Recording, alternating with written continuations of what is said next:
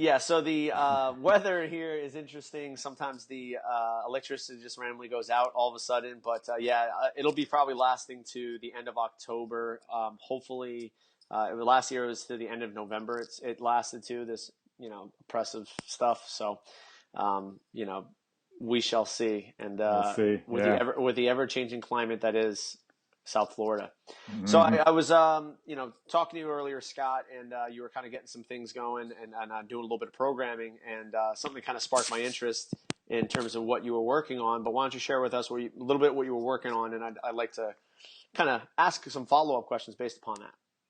Yeah, while I was waiting for your call, I was just working on a program, and it's a longtime client. I know he's been a member of the gym for 6 to 6.5 years, maybe. I've programmed individually for probably about five of that. Um, so interesting kind of transition over all those years. He came in as a former D1 football player that had a fairly major role. So he was obviously very strong and well conditioned coming in, and he became really pretty good at CrossFit right away, with the exception of struggling with some of the body weight movements, which took a while to come around. A few What years, was his body weight coming in? I want to say probably 240-ish, Jeez, maybe okay. 230, Okay, so he 240. was a real football player. He wasn't like, a cornerback or something like that. He played, some He hard was a nose fullback, Oh, and okay. yeah, and uh, interestingly, he weighs about the same thing I do now, which is Oh, wow. 180-ish. But Wow. um, no, so in the early years, was very strong. Was did pretty well at regionals a few years. Was on our team that just Hmm. missed qualifying for the games by a spot. Won the squat clean thruster ladder. Had the best finish at regionals, whatever 2011, I want to say. Yep. So Yep. strong dude. But then after a number of years of doing it, just kind of has transitioned now into more kind of a holistic general fitness, mobility, and he's really focused on, plays a lot of competitive golf. So we Okay. try to do things supportive of that, which is a little different. It's a rotational sport and has some different demands that aren't necessarily addressed in standard programming for a CrossFit athlete. So one of the first things that pops into my head when you look at a football player, you think of rigidity, you think of tightness, that kind of thing. Was that one of the considerations that you had, when going into football, when you're going into the CrossFit, and then CrossFit transitioning into more of the holistic slash golf stuff? Yeah, I mean, mobility was definitely uh, one of the points that Hmm. definitely needed, one of the main ones. Strength was there. He also had a really good engine. Whether that was actually, he had spent some time as an endurance athlete between his Okay. football and coming into CrossFit for the first time, actually. Hmm. So he was pretty good on those fronts, but mobility on some movements, muscle ups, pistols, things like that. Some of the common spots were problematic. But with that said, I mean, he's definitely was not super stiff or real immobile Hmm. either.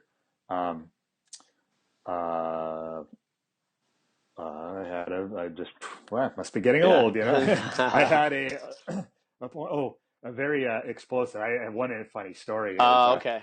one Saturday morning. Um, he and I, for a while, were kind of training as partners to doing these long AMRAPs, building our aerobic capacity. Hmm. And Saturday morning, I had done mine earlier. He came in, it was 3 25-minute mixed AMRAPs, and he had just finished this. So he's been working like an hour and a half, and he's over in the corner. And meanwhile, I'm testing some local ultimate frisbee players Hmm. at a fairly high level team. And those guys are pretty fast and explosive. And we were doing the 5-10-5 drill with the timing gate. Yep. And so this guy comes on over, and he sees, what we're doing. He's like, "Hey, you guys mind if I give a go?" And I'm like, "Yeah, no problem." So he comes in after finishing 3 25-minute AMRAPs and looking fairly tired, and smokes their time first try. I guess you can't fight some people's essence, huh? Yeah, exactly. So, when you first get a client, and this was an in-house client for you?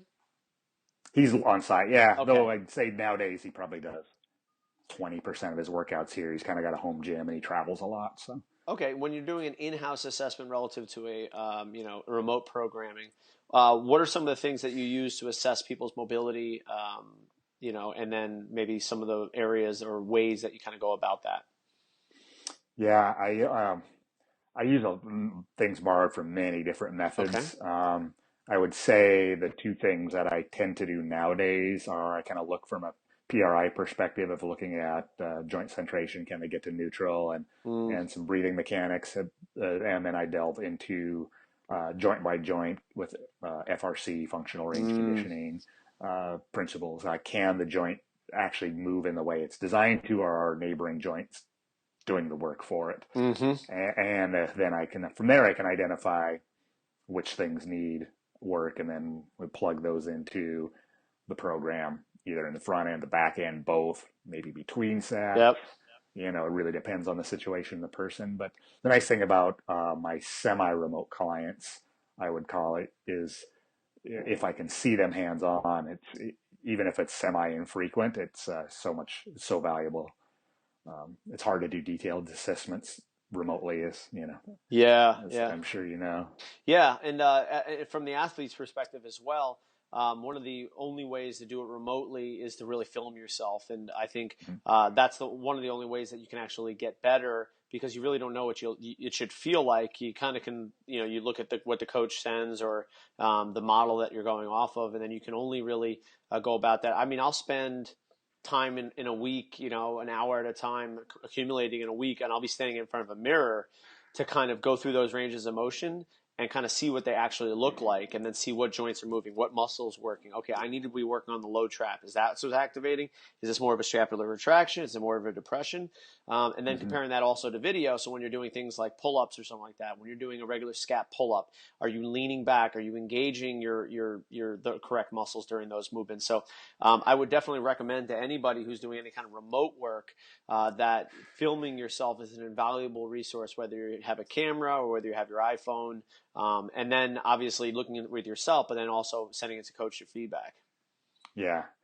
Yeah, it could be super valuable just to film yourself, even if you're self-coached. I think Yep. video review, people I think are kind of accustomed to doing it with Olympic lifts in particular and Yep. some other movements. But I think that using it during mobility movements or even various joint prep you do in the warm-ups Yep. can be super valuable uh, because sometimes what you think is happening might not actually be happening, especially if it's something that is a little difficult to visually see. Yeah, exactly. One of the things that actually comes to mind is when people are doing the PRI stuff and they're doing that focused breathing practice, whether it's just a 90-90 or whether it's some all fours belly lifts.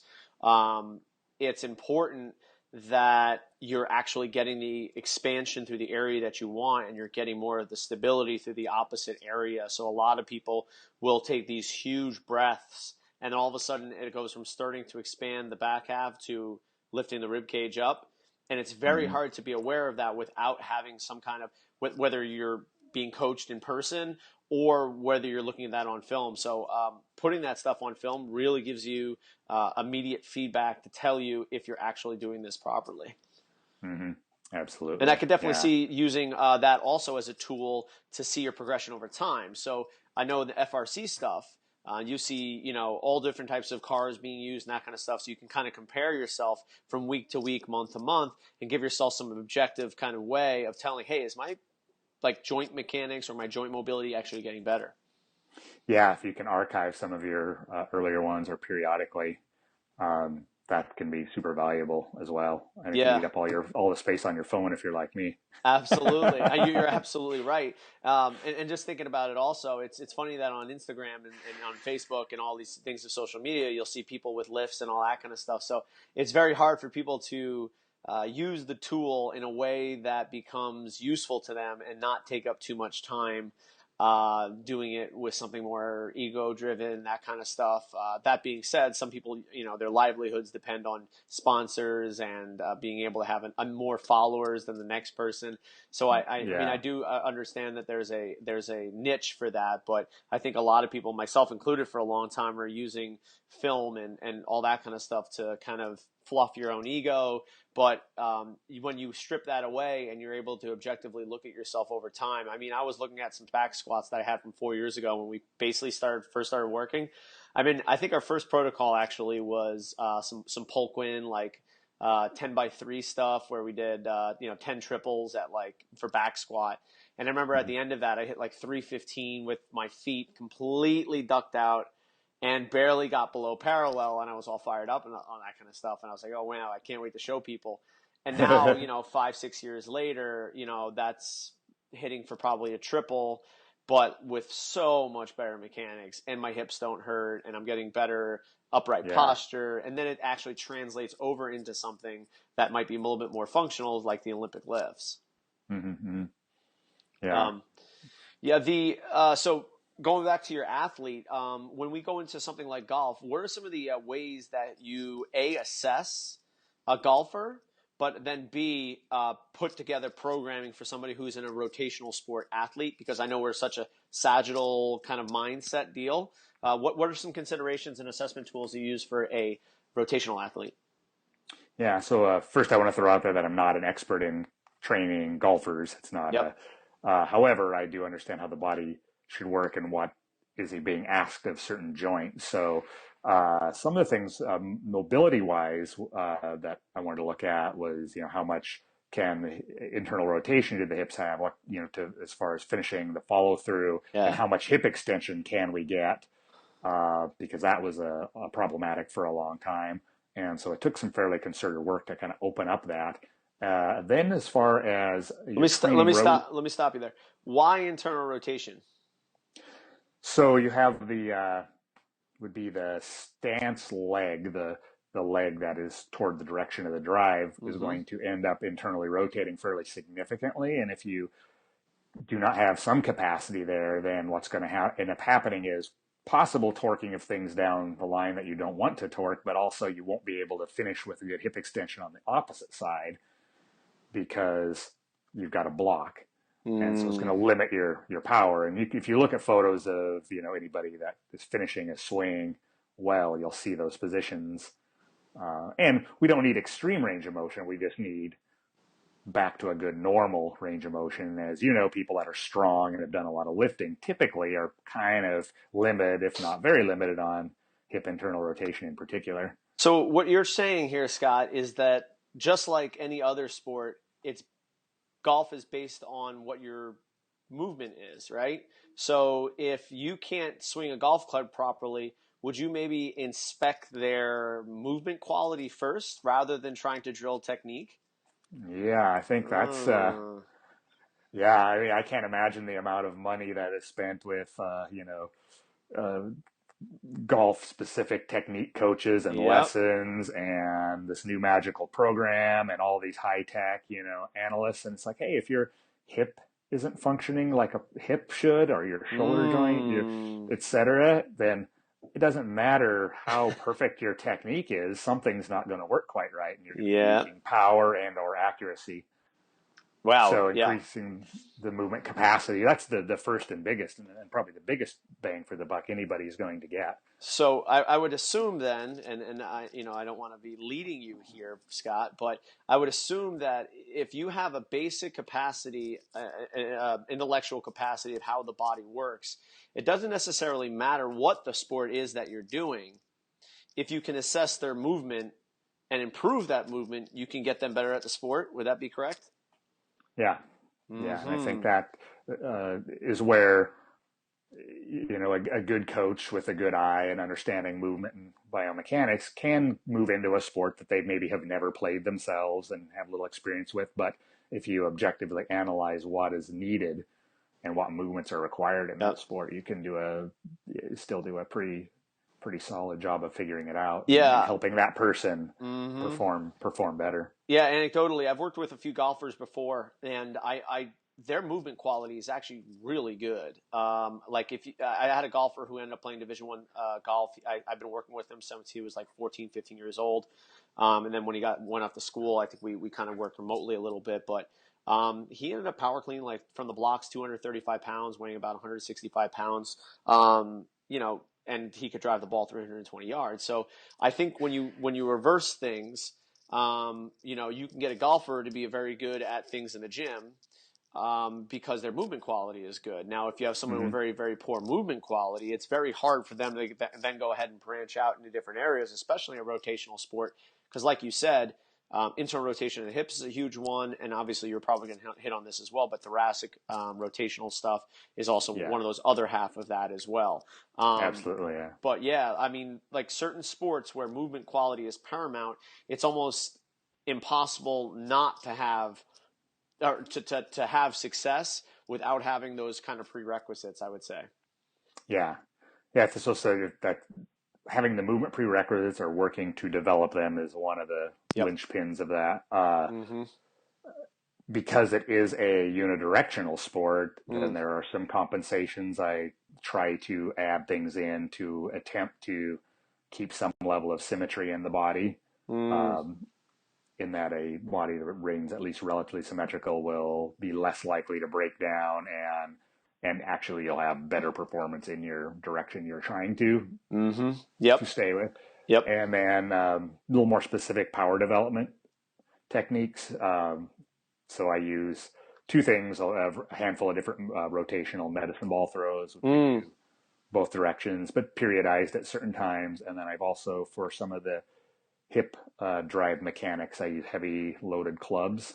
Uh, So some kind of half circles, so swinging um, in the frontal plane, rather than the sagittal plane, and mm-hmm. developing hip snap and hip extension on one side rather than bilateral. Mm-hmm. Yeah, I know for me, I played golf for a very long time, high school and then into college. And by very long time, I condensed years and years of playing into a very short amount of time. But when I look back at what my movement deficiencies were, I have no internal rotation of my hips. I can't approximate my hip back in the capsule at all. Very stuck on my right side or sliding to my side. So when you look at the technique of golf and where it's come over like the last, let's say, 30 years, I remember Ben Hogan was probably the first one who started doing a more rotational swing, because prior to that it was much more of a shift and pivot and anti-pivot kind of deal. And when you look at what rotational sports have really looked like, it's a rotation of your hips to approximate your hip back into the socket on your right side. So you're loading your right side. Now your left hip would be in internal rotation and your right hip is kind of an external rotation. And then as you rotate, that right side comes through. The left hip now is rotating. So your kind of stance is to your left gate. And then your left hip and left femur now internally rotates. Your right hip comes through. And then that creates that lag effect that golfers are looking for to actually create velocity through the club head without having them to have the use of the arms. Mm-hmm. If you don't have the capacity to get on your left side, a la PRI, it is going to be very hard for you to finish without A, leaning back to get back to your right side, and B, release the club. And I mean, that was something I realized after doing the PRI stuff. I'm like, man, no wonder I sucked at golf. I could never actually use my hips. Yeah. Interesting. Yeah. But absolutely, yeah. And now I want to play golf. Yeah. It's like, oh wow, like I've got some capacity getting into side to side, but I remember how bad like my back and my left hip would feel just because I was just getting so sagittal and lean back on it. It was just, and then neck issues because I have no rotational capacity to get through my thorax. Yeah. And then You're when probably using the lumbars to finish the hip extension on absolutely, each time. Yeah. And then when you look at Annika Sorenstam was, I believe she was one of the best female guys. I think I have her name right. One of the things that she did was she would always release her head to like finish her swing. So what she would do is she wouldn't keep her head down. She would let her head come out, and then the club would follow. And when you think about why someone would do that, if you lack rotation, you would have to turn your head in order for you to actually rotate your body through. So I remember her in particular. That was one of the people that kind of got away with that, and they didn't have the longest drives or anything like that. They were very accurate, very consistent. But I know that she ended up breaking down after a while just because her back couldn't handle it. Like if you don't have the mechanics, it's one of those like death by a thousand cuts kind of thing. You look at Tiger, his lumbar spine broke down. His left knee always had issues because of this snapping through his left leg. I imagine if you applied some FRC and also some PRI conditions to some of these athletes, I imagine you could probably get a lot more performance out of them, but also prolonged career, just because if you're not moving properly, it's going to just break you down over time. Yeah. It's funny you mentioned her. I was eating dinner somewhere where there was LPGA event Mm-hmm. on, and there were a couple names I remember from a while back because I Mm. think she was probably late '90s, early Yeah, that's when she 2000s was in her was peak kind of of her her career. era. Mm-hmm. Yeah, and I just had wondered whatever happened to her, and Yeah. that would Yep. yeah, Yep. She and maybe one other golfer I could think of was one of those major people who actually turned their head prior to actually making pivot impact. yeah, Yep, just to clear. They have to be able to yeah. clear, and it's probably due to lack of rotation either through the thoracic or the inability to actually square their hips. There was actually another golfer who I knew who actually swung his upper body and his lower body, just basically stayed quiet. And again, I can pretty much guarantee that he had some just freezing of his hips, inability to approximate the hip and the capsule kind of Yeah. stuff. So that's actually something that I've been working on recently. I've been really hammering posterior hip capsule stuff because for me that's been frozen for so long. So getting it opened up and then learning how to actually approximate the hip using some left hip pullback, right hip pullback stuff, some PRI squatting, but then Hmm. also even doing some car stuff just to get the proprioception and the controls of the range of motion. What drill in particular do you like for trying to open up that posterior capsule? Do you Um, like the kind of the single leg? Forget the name of it. It's blank. Sorry. Well, I'll tell you what I do. I'll be in a prone position, kind of an all fours belly breathing position. Then I'll kind of Okay. post up on my one leg on the knee, and then Uh-huh. I'll drive my hips down into the ground so that my femur comes out through the back, like my butt, pretty much. Okay. And that will Yep. get a good stretch of the posterior capsule. One of the things that I see personally in myself is that because my hip. So if this is my hip capsule, and this is my hip, what I have a tendency of doing is wanting to come out the side. So that's more Mm, of like through the TFL, through the glute med right. area, because that Yep. can stretch. But that's the Mm-hmm, hmm. problem. Now that I'm working all the way Right. through a sagittal plane here, it's always or a frontal plane. Now I'm only in the frontal plane and never actually in the sagittal plane, so I can't actually approximate this. So it's very important for me to get back because that allows this hip to come forward. So if this hip comes Yeah. back, can come forward, and now I can actually reciprocate. So now my gait is actually proper. So my right and left hips can reciprocate properly. So I get that back there. Then I'll maybe do a left side lying hip with internal rotation. So I'll be able to activate my adductor in particular. I think it's like adductor long, no, Oh, the obturator. Yeah, one of my adductors. the Get yeah ischiocondylar. Ischiocondylar, yep. Yeah. Yeah, acting like that, and then I'll maybe use a glute max. So I'll be a left sideline with a right glute max to approximate my left hip and get my right glute max to kind of turn on and be able to hold that hip in place. But once I get on my feet, that's the most important one. I'll do a left stance on a plate, right foot forward, and I'll approximate that hip. Maybe do a right hand reach. So I pull back and then squeeze in, pull back, squeeze in, and that'll get a good hold. And I'll tell you right now, once I get that going, that releases the calves and ankles better than anything I've had before.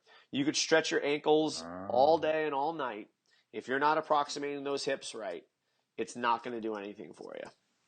And you can yeah. work on it. You can work on those exercises, but until you feel that, and I'll tell you right now, going back full circle to what we were talking about, I was in my exercise room in my gym in my development, and I started doing these exercises in the mirror. I go, that is not right. And then once I got into the spa, I was like, this is really tight. Let's work on this. And sure enough, started approximating, and then my hips, boom, calves, everything started lining up in place. And I'm like, man, if I only had this 3 years ago, Yeah. but you Yeah. got So you were kind of blowing out the side with the TFL basically when you were attempting to be in the left hip. that's right. Yeah. And Yeah. Which that's the same thing I know. I feel if I sit into a left stance, my natural tendency is that yep, you can actually feel it kind of out popping your out. side of your butt. And that's actually how I hang out like on my left side. I'll be on my left foot, but the problem is I'm getting back to my right side by pushing out my left hip.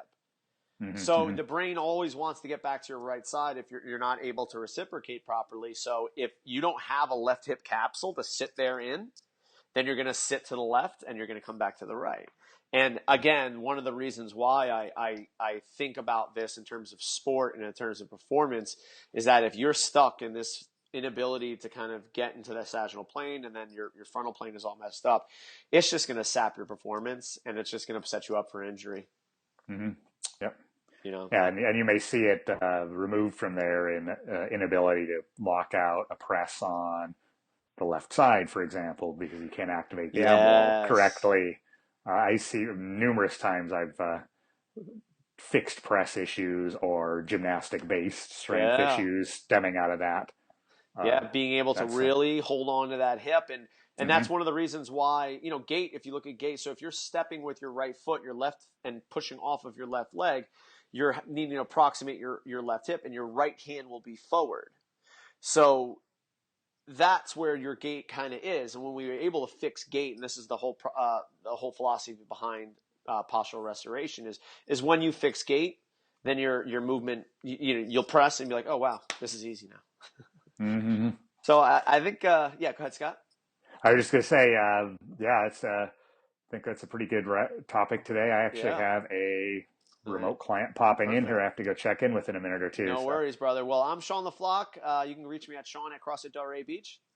And I'm Scott Hagnes. You can reach me at scott@crossfitportland.com. I remember my last name this week. Yeah. I forgot everything else. But Perfect, Scotty. All right, I'll talk to you next week, brother. Okay, take care, Sean. Take care.